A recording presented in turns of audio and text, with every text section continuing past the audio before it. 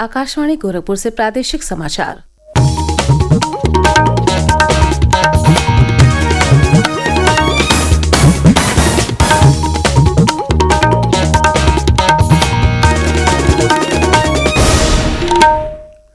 नमस्कार, समाचार बुलेटिन के साथ मैं सोनी निगम।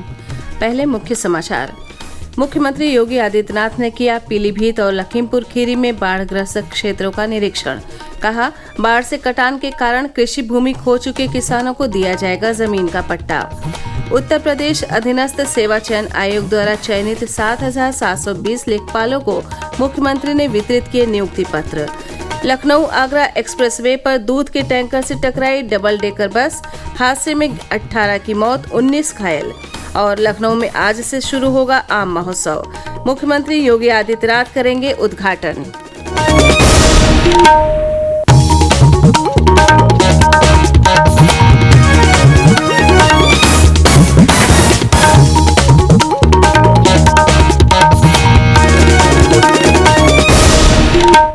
अब समाचार विस्तार से।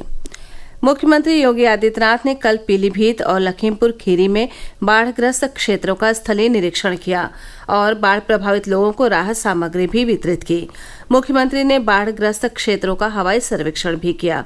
इस मौके पर केंद्रीय राज्य मंत्री और पीलीभीत के सांसद जितिन प्रसाद भी मौजूद रहे।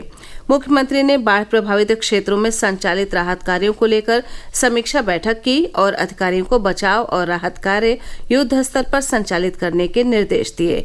उन्होंने कहा कि संकट की इस घड़ी में सरकार की ओर से हर संभव सहायता प्रदान की जाएगी। श्री योगी ने अधिकारियों और जनप्रतिनिधियों को कुशलतापूर्वक राहत कार्य संचालित करने के भी निर्देश दिए। पीलीभीत में मुख्यमंत्री ने कहा कि नदियां उथली होने से बाढ़ आती हैं, इसलिए नदियों का चैनलाइजेशन कराने के निर्देश विभागीय मंत्री को दिए गए हैं। उन्होंने कहा कि अगर किसी भी किसान की कृषि योग्य जमीन नदी में कट जाती है तो इस किसान को तुरंत जमीन का पट्टा दिया जाएगा। इसके लिए प्रशासनिक अधिकारियों से जमीन तलाशने को कहा गया है। मुख्यमंत्री ने कहा कि इस वक्त प्रदेश के 12 जनपद बाढ़ से प्रभावित हैं। बाढ़ से 12 जनपद वर्तमान में प्रदेश से प्रभावित हैं और इन 12 जनपदों में राहत और बचाव के कार्य युद्ध स्तर पर चलाए जा रहे हैं। जनपद लखीमपुर में लगभग 1 लाख की आबादी बाढ़ से प्रभावित है और इसमें यहाँ पर अभी तक यद्यपि कोई जनहानि और हानि नहीं होने के समाचार भी देखने को मिले हैं। बचाव के लिए हम लोगों ने NDRF, SDRF, TSC की टोली इन सबको भी लगाया ही है। स्थानीय गोताखोर भी है। हर ग्राम पंचायत में नौकाओं की व्यवस्था के लिए भी कहा गया है। यहाँ पर 38 बाढ़ चौकियां भी स्थापित की गई है। प्रदेश में लगातार हो रही बारिश और बांधों से पानी छोड़े जाने के कारण लखीमपुर खीरी में शारदा नदी, बाराबंकी और अयोध्या में घाघरा, बलरामपुर में राप्ती, सिद्धार्थनगर में बूढ़ी राप्ती और गोंडा में कुआनो नदी खतरे के निशान से ऊपर बह रही है। वहीं बदायूं में गंगा, बलिया श्रावस्ती में घाघरा, सिद्धार्थनगर और गोरखपुर में राप्ती खतरे के निशान से महज आधा मीटर नीचे बह रही है। पेश है हमारे प्रतिनिधि की रिपोर्ट। आकाशीय बिजली गिरने से प्रतापगढ़ में 11 लोगों की मौत हो गई, जबकि सुल्तानपुर में 6 और चंदौली जिले में 5 लोगों की जान चली गई। राज्य के 12 जिलों लखीमपुर खीरी, सीतापुर, पीलीभीत, श्रावस्ती, बलरामपुर, बस्ती, बाराबंकी, गोंडा, बलिया, सिद्धार्थनगर, शाहजहांपुर और कुशीनगर के 633 गांव बाढ़ की विभीषिका से जूझ रहे हैं। बाढ़ के कारण हजारों एकड़ कृषि भूमि पानी में डूब गई है और करीब 8 लाख लोग प्रभावित हैं। मैलानी जंक्शन को गोंडा से जोड़ने वाला रेल मार्ग पानी में डूबा हुआ है। वहीं बाराबंकी को गोंडा, बहराइच और अन्य नेपाल के सीमावर्ती जिलों से जोड़ने वाले एल्गिन सड़क पुल में दरारें आ गई हैं। राहत और बचाव टीमों ने 10,000 से ज्यादा लोगों को सुरक्षित स्थानों पर पहुंचाया है। वहीं मौसम विभाग की ओर से प्रदेश में भारी बारिश का ऑरेंज अलर्ट जारी किया गया है। विभाग का पूर्वानुमान है कि आज पूर्वी और पश्चिमी उत्तर प्रदेश के अलग अलग हिस्सों में भारी बारिश हो सकती है। मुख्यमंत्री योगी आदित्यनाथ ने उत्तर प्रदेश अधीनस्थ सेवा चयन आयोग द्वारा निष्पक्ष एवं पारदर्शी भर्ती प्रक्रिया के अंतर्गत चयनित 7,720 लेखपालों को नियुक्ति पत्र वितरण प्रक्रिया का कल लखनऊ से शुभारंभ किया। इस मौके पर मुख्यमंत्री ने कहा कि युवाओं का विश्वास हमारी सबसे बड़ी पूंजी है। उनके हितों के लिए सरकार पूरी ताकत लगा रही है। उन्होंने सभी चयनित लेखपालों को बधाई एवं उज्जवल भविष्य के लिए शुभकामनाएं दी। उन्होंने कहा कि प्रदेश में स्वरोजगार के लिए केंद्र सरकार और राज्य सरकार के कल्याणकारी योजनाओं का तेजी से क्रियान्वयन हुआ है। इन योजनाओं के फलस्वरूप 62 लाख से अधिक युवाओं को रोजगार से जोड़ने का काम किया गया है। मुख्यमंत्री ने कहा कि अभी 4,700 नई नियुक्तियों के लिए अधियाचन भेजा जा चुका है। बहुत शीघ्र उसे भी पूरा किया जाएगा। एक प्रक्रिया है इस 7,720 लेखपालों की पद प्रदेश के अंदर भरेंगे और मैं कह सकता हूं अधियाचन से लेकर के नियुक्ति पत्र वितरण की इस पूरी प्रक्रिया में चयन की प्रक्रिया हो या उनको नियुक्ति पत्र देकर के जिला आवंटित करने तक किसी को सिफारिश कराने की आवश्यकता नहीं पड़ी, क्योंकि उसे मालूम है, उसे विश्वास है और युवाओं का विश्वास हमारी सबसे बड़ी पूंजी है। इसी क्रम में प्रदेश भर में नियुक्ति पत्र वितरण कार्यक्रम आयोजित किए गए। प्रदेश सरकार के मंत्रियों और जनप्रतिनिधियों ने आजमगढ़ में 230, गोरखपुर में 209, प्रतापगढ़ में 157, आगरा में 57, झांसी में 110, हमीरपुर में 82, बलिया में 51 नव नियुक्तों को नियुक्ति पत्र सौंपे। प्रादेशिक समाचार आप आकाशवाणी गोरखपुर से सुन रहे हैं। ये समाचार बुलेटिन हमारे YouTube channel AIR news Gorakhpur और एक्स हैंडल AIR न्यूज_GKP पर भी उपलब्ध है। उन्नाव जिले में बांगरमऊ के पास कल सुबह लखनऊ आगरा एक्सप्रेसवे पर एक डबल डेकर बस के दूध के टैंकर से टकराने से 18 लोगों की मौत हो गई, जबकि 19 लोग घायल हो गए। ये बस बिहार के सीतामढ़ी से दिल्ली आ रही थी। टक्कर इतनी जोरदार थी कि बस काफी क्षतिग्रस्त हो गई और लोग बस से बाहर जा गिरे। पुलिस और अन्य आपातकालीन कर्मी पीड़ितों को वहां से निकालने के लिए घटनास्थल पर पहुंचे और घायलों को अस्पताल पहुंचाया गया।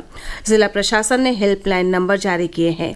ये नंबर है 0515 2970 767, 9651 43 2703, 94544 17447, 888 771 3617 और 808 1211 289।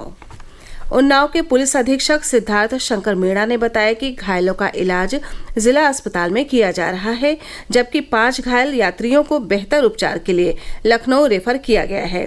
हादसे में जान गंवाने वालों के परिजनों को सूचित कर दिया गया है। राष्ट्रपति द्रौपदी मुर्मू, प्रधानमंत्री नरेंद्र मोदी और मुख्यमंत्री योगी आदित्यनाथ ने सड़क दुर्घटना में मरने वालों के प्रति दुख व्यक्त किया है। राष्ट्रपति मुर्मू ने सोशल मीडिया पोस्ट में कहा कि वे इस खबर से बेहद दुखी हैं। प्रधानमंत्री मोदी ने कहा कि स्थानीय प्रशासन राज्य सरकार की निगरानी में पीड़ितों की हर संभव सहायता कर रहा है।